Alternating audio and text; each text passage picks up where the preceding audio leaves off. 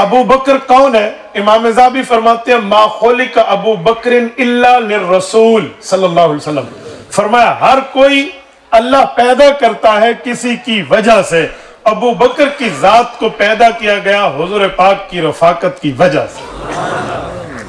مرقات شرح مشکات کتاب المناقب باب مناقب ابی بکر، ملا علی قاری رحمہ اللہ جیسا فقیہ، محدث، مفسر، اصولی اور اتنا بڑا مفتی جو ہرات سے نکل کے آج مکہ مکرمہ کے قبرستان جنت المعلی میں اما خدیجۃ الکبریٰ رضی اللہ عنہ کے قدموں میں قبر لے کر سویا ہے۔ مرقات شرح مشکات میں لکھتے ہیں کہ ابو بکر کے والد غصے میں، ابو بکر کے ابو کا نام ہے عثمان بن عامر، ابو قحافہ ان کی کنیت ہے، غصے میں گھر آئے، ابو بکر کا ہاتھ پکڑا ہوا تھا، آ کر ان کی والدہ حضرت سلمہ ام الخیر ابو بکر کی اماں جان، ان کو کہا کہ سوال اپنے بیٹے کو، بہت برا ہے جس نے کیا۔ تو ماں نے کبھی بھی ابو بکر کے بارے میں اپنے والد کو اتنا خطرناک نہیں دیکھا تھا۔ آج یہ عالم دیکھا تو کہا کیا کیا میرے بیٹے نے؟ کہ تو نے سر پہ چڑھا دیا لاڈ پیار دے کر، آج اس نے بہت بڑا کام کیا ہے، میری زندگی میں میری شرم سے نظریں جھک گئی ہیں۔ کہا ہوا کیا؟ کہ صبح میں نے تمہیں کہا اسے تیار کرو، اچھے کپڑے پہناؤ، میں عبادت کے لیے لے جاؤں گا۔ کہا جی ہاں۔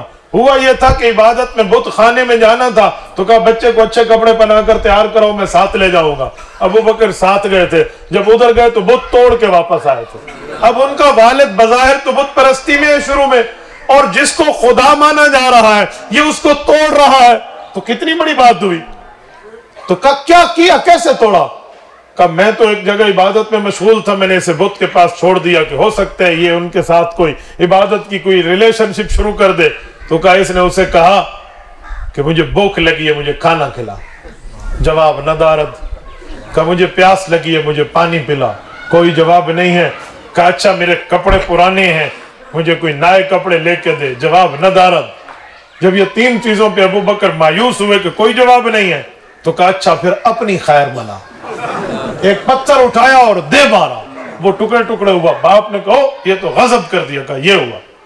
سلمہ ام الخیر حضرت ابو بکر کی اماں، اس بات کے بعد ماتھے پر کوئی پریشانی نہیں آئی، حالانکہ اس وقت کلمہ نہیں پڑا، ابو بکر بچپن میں، رسالت مآب علیہ السلام اس وقت بنو سعد میں اماں حلیمہ کے گھر میں پرورش پا رہے ہیں، یہ اس زمانے کی بات ہے، کوئی اعلان نبوت نہیں ہے۔ تو باپ نے ابو بکر کو تو چھوڑا، بیوی کو کہا کہ تیرے چہرے پہ پریشانی بھی نہیں ہے، تو کوئی افسوس والا چہرہ تو بنا دی، کیا ہے تجھے؟ ابو بکر کی اماں نے حضرت ابو بکر کے والد کا ہاتھ تھاما، کہا ایک بات میں نے کہی تھی اور تم نے کہا عورتوں کی بات ہے، عورتوں کی ہے، توجہ نہیں دی تھی، اگر اس پہ توجہ دیتے تو آج مجھے گلہ نہ کرتے۔ آپ کے ذہن کے دریچے ہل گئے، کیا کہہ رہی ہے؟ کیا ان سی بات تھی؟ خاوند تو بیویوں کی باتوں کو ٹال ہی دیتا ہے، زنانیاں دے گلے نے سوانیاں دے چھاڑ دو، اس نے بھی کوئی ایسی بات سمجھ کے چھوڑ دی ہوگی۔ کہا کون سی بات تھی؟ تو کہا جب یہ بچہ پیدا ہوا تھا آپ یہاں تھے یا باہر تھے؟ کہا میں تو سفر پہ تھا، واپس ہے مجھے پتا چلا میرا بیٹا پیدا ہوا ہے۔ کہا جب یہ پیدا ہوا آپ بڑے عرصے بعد آئے تو میں نے تمہیں کہا تھا کہ مجھے اس کی پیدائش کے وقت کچھ آوازیں سنائی دی تھی، تم ہی نے مجھے کہا تھا عورتوں کے ایسے دماغ بجتے رہتے ہیں، ایسی آوازیں آتی رہتی ہیں، آپ نے نہیں سنا تھا، آج پھر سناؤ۔ اب تو سننے کا موڈ بھی تھا اور وہ سننا لائق بھی تھا، یہ بیٹھ گئے۔ کہ سنا کیا بات تھی؟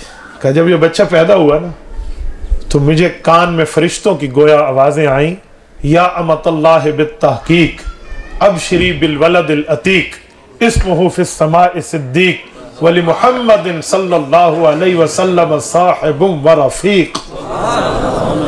یا امت اللہ بالتحقیق، اے اللہ کی بندی حقیقت سن، ابشری بالولد العتیق، تجھے صرف بچہ نہیں دیا، جہنم سے آزاد کردہ دیا ہے۔ اسمہ فی السماء صدیق، اس کا تعارف آسمان میں ہے اور فرشتے اسے صدیق کے نام سے جانتے ہیں۔ ولی محمد صلی اللہ علیہ وسلم صاحب و رفیق، جو محمد صلی اللہ علیہ وسلم آئیں گے یہ ان کا دنیا میں دوست بھی ہوگا، صحابی بھی ہوگا اور ان کی مدد بھی کرے گا۔ اس وقت کیا پتا جب رسالت مآب کی عمر 5-4 سال کے لگ بھگ ہو، کیا پتا اعلان نبوت کسے کہتے ہیں، کیا پتا اعلان شریعت کسے کہتے ہیں، کیا پتا اسلام کا آغاز کسے کہتے ہیں، یہ زمانہ۔ تو باپ نے خاموشی سے اپنی بات کو آیا گیا کر دیا.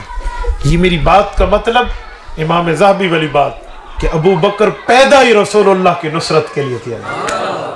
تبارك الذي نزل الفرقان على عبده ليكون للعالمين نذيرا.